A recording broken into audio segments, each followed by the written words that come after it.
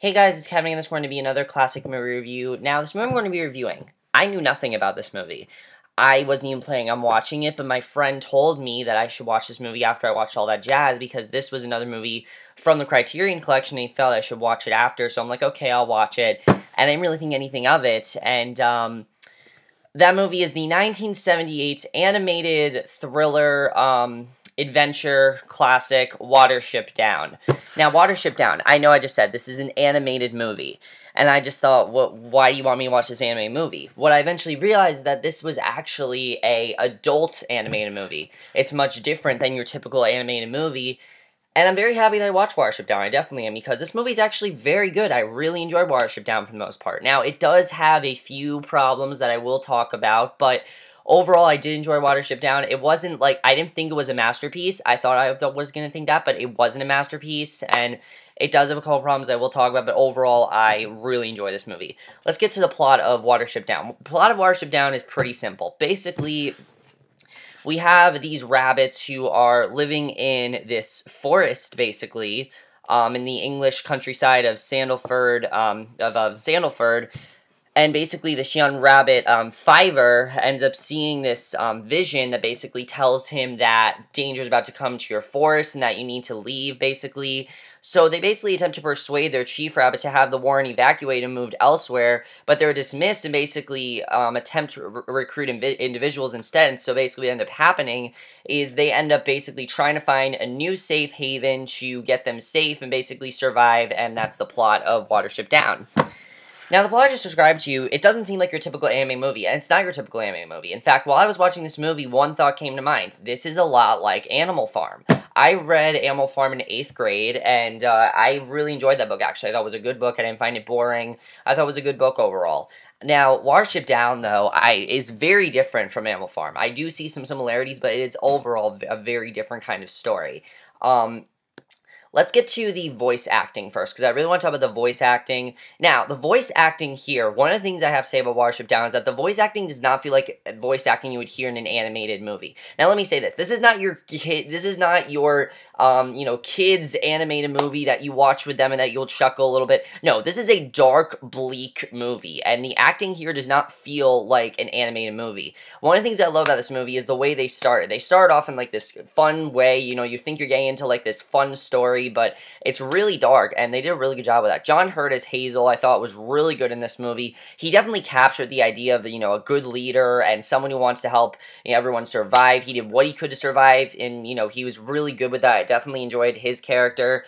But I gotta say, I think Richard Briers as Fiver stole the show here. He has so many great scenes in this movie. I thought he was fantastic in this movie. There are scenes where he starts to have, like, weird visions of things, and all the weird, crazy shit that happens in this movie would not happen if it wouldn't be for Fiver's character. And I have to say, I really loved Fiver's character. I thought he was a fantastic character, and I really love what they did with Fiver's character. I thought he was really good overall. Everyone else in the movie, I'm not going to say the acting was amazing, because I didn't find the acting to be amazing, but I did think everyone was good. The best part of the movie is not the acting. The acting's good to this movie, but the best part is not the acting. The best part of this movie is the directing and the screenplay. I need to talk about the directing here, because the directing is really what made me like the movie as much as I did.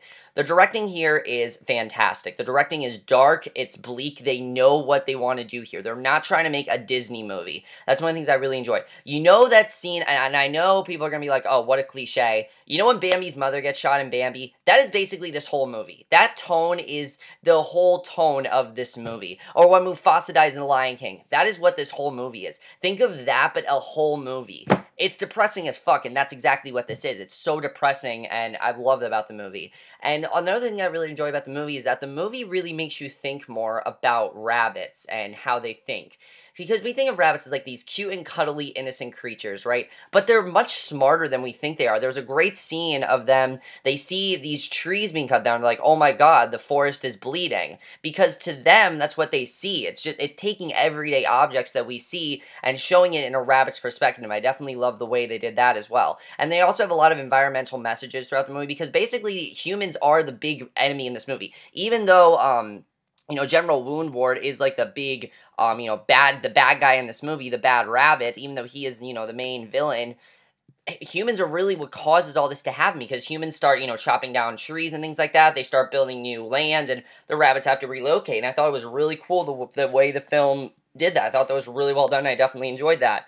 The screenplay here is great as well. There were times where I felt like I was watching Game of Thrones. I'm being completely honest, guys. That's how good the screenplay is. It doesn't feel like an anime movie screenplay. It feels like Game of Thrones or Lord of the Rings or something like that, and I definitely really enjoyed that. Cinematography here, something I really enjoyed was the animation and cinematography. Now, I know it's an anime movie, so there's not as much, like, cinematography as there is animation, but the thing I like about the animation is when they're talking about, like, the, like, the spirit rabbits and, like, the rabbit of death and things like that, they show a very different, more stylized kind of animation. I definitely like the way they did that. It was actually very weird, actually, but those were some of my favorite scenes in the movie, honestly, were the stylized rabbits. I thought that was really cool.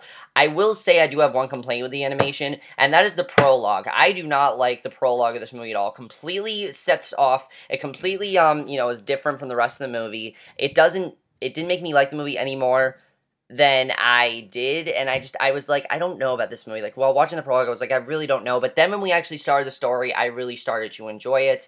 And the other thing, like, with the animation, that it looks real. It doesn't look like, like, cheap animation. No, this looks like real, like, hand-drawn animation that they really took their time with, but the setting looks real. It looks like it could be, like, your forest outside. It looks like it could be like that, and I think that's really cool the way they did that. Definitely something I really love that they took advantage with in this movie was the way they did the animation.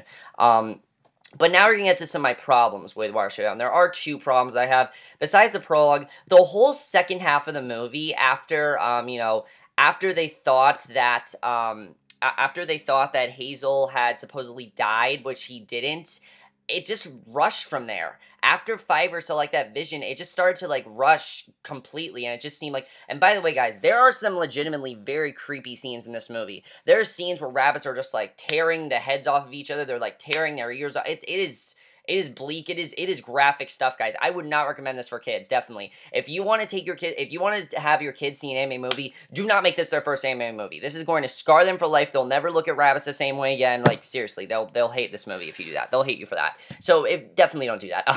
But my biggest problem with the movie is that it just started to rush in the second half, and I started to not care as much about the story. Although I love the way the movie ended, I thought it was a beautiful ending, I did not like the second half of the movie as much. When we got the main villain into the story and things like that, and they actually got to Watership Down, I thought the story just became a lot more fast-paced, especially because the story was so slow at first. Like, it takes them forever to actually get to Watership Down, and it takes them to get to that safe haven, and when they're there, it's like, oh shit, now it's just, like, going way too fast, and it's like, okay, can we, back it up a little bit, why is this happening? And honestly, it got kind of confusing at points, which, that's my other thing with this movie, is that things that happen in this movie happen way too quickly to the point where I'm like, wait, what just happened? Like, that's kind of how I felt about the movie. I'm not saying it was bad, I'm just saying I feel like they could have slowed it down a little bit, and everyone complains about this, which is actually why they're planning on making a new one. BBC is actually planning on making a new version of this, and I think that actually be really good, because the reason that it wasn't as long back then is because this was made in 1978, I believe. Yeah, 1978, keep in mind. And back then, movies were not as long as they were, and people would not want to see, and I heard people say this, and I kind of agree, people would not want to see as long as an anime movie, but now, if they were to do it, I feel like it would be a lot better, and I feel like they could make the story a lot more interesting, as long as they make it hand-drawn animation. Do not make this computer animated. It's going to completely ruin the movie if you do that. If you make it hand-drawn animation, or even do like what Charlotte's Web did, where you have like realistic-looking animals, that could be really interesting if they do that as well. Definitely, I think that could be a really cool idea.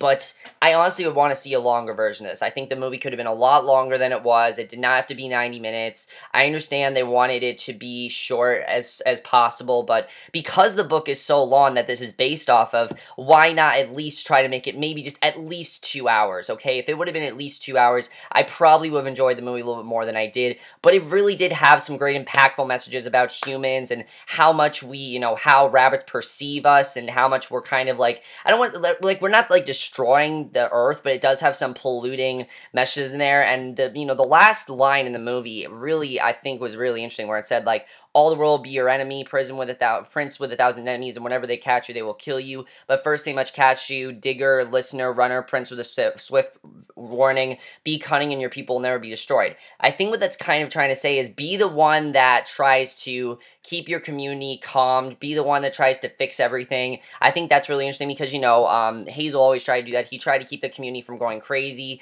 He tried to keep their hope and everything. He tried to get them to survive, and I thought that was really well done, and I definitely love that the movie did that. And I honestly would really recommend you see Watership Down. It's a movie that you have to see at some point in your life, definitely. It's nothing you've ever seen before. There is no anime movie that I've ever seen that is as graphic as Watership Down, and I love it the movie took advantage of that. I love it the movie said, fuck it, who cares, this is not a kid's movie, we're gonna make this as dark and bleak as possible, and I absolutely love that the movie did that. But that's basically my review of Watership Down. And honestly, I'm pretty happy that my friend recommended this to me. I think it was really good overall, as it, besides those few, sorry, that was my friend. Besides those few problems, I thought it was overall a really good movie. I will say that I probably never really ever watch it again. It's not bad, it's just a movie I'd probably never watch again. But that's it my review. Hope you guys enjoyed it. I'll see you guys in my next video, which will be for another classic movie review. So I will see you guys for that. Also, guys, I got a comment. I'm now reviewing the episode of Girl Meets World that aired last night. It was a special episode. It wasn't meant to be a regular episode. I'm not going to review because it doesn't go with Season 1 or Season 2. It's like a special. I'm probably not going to review that, and I'm probably not going to watch it either. I'll just wait till Season 2 comes out, and maybe before Season 2, maybe I'll watch it. I don't know, but we'll see. But that's it for this video. Hope you guys enjoy. I'll see you guys in my next video, which will be for another classic movie review. So I will see you guys for that. Okay, bye.